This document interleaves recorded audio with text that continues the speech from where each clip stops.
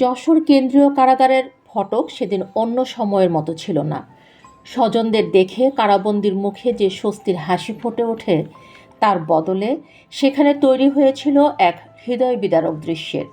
সেখানে এসেছিল 9 মাসের এক শিশু, নাম তার শেজাদ হাসান। বাগেরহাট জেলা থেকে এসেছিল তার বাবার দেখা পেতে। রঙিন পোশাক ছিল না, ছিল সাদা কাফন।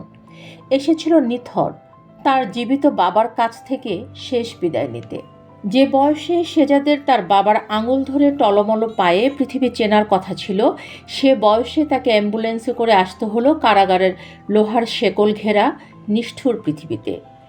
কারাবন্দী বাবা জুয়েল হাসান সাদ্দাম হয়তো তখনও জানতেন না তার স্ত্রী কানিজ সুবর্ণা আর আত্মার অংশ শেজাদ আর ইহজগতে নেই। অমানবিক বাস্তবতা আর আইনি বেড়াজলের জাতাকলে পিষ্ট হয়ে কিভাবে মানবতার অপমান হয়, এ ঘটনা তারই সাক্ষ্য যেন।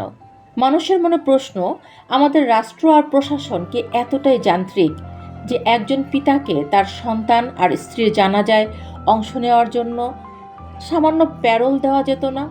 জেল গেটে মাত্র কয়েক মিনিটের জন্য অ্যাম্বুলেন্সের কাচের আড়াল থেকে নিথর মুখগুলো দেখার সুযোগ দেওয়াই কি যথেষ্ট? দেশের বিদ্যমান প্যারোল মুক্তি সংক্রান্ত নীতিমালা 2016 পরিষ্কার বলছে, নিকটাত্মীয়ের মৃত্যুতে প্যারোলের সুযোগ আছে। তবে কেন আমলাতান্ত্রিক জটিলতা আর প্রশাসনিক কাঠিন্যে সাদ্দাম সেই সুযোগ থেকে বঞ্চিত হলো?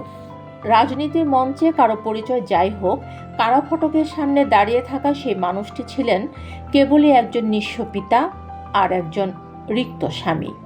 স্বরাষ্ট্র মন্ত্রণালয়ের নথিপত্রে হয়তো এটি কেবলই একটি সাধারণ প্রশাসনিক সিদ্ধান্ত, কিন্তু ইতিহাসের কাছে এটি এক কালো অধ্যায়। চলে গেছে শেজাদ আর তার মা কানিজ সুবর্ণা। পৃথিবীর সব যাতনা আর অবহেলা থেকে তারা আজ মুক্ত, কিন্তু পেছনে রেখে গেছে এক বিশাল প্রশ্নবোধক চিহ্ন।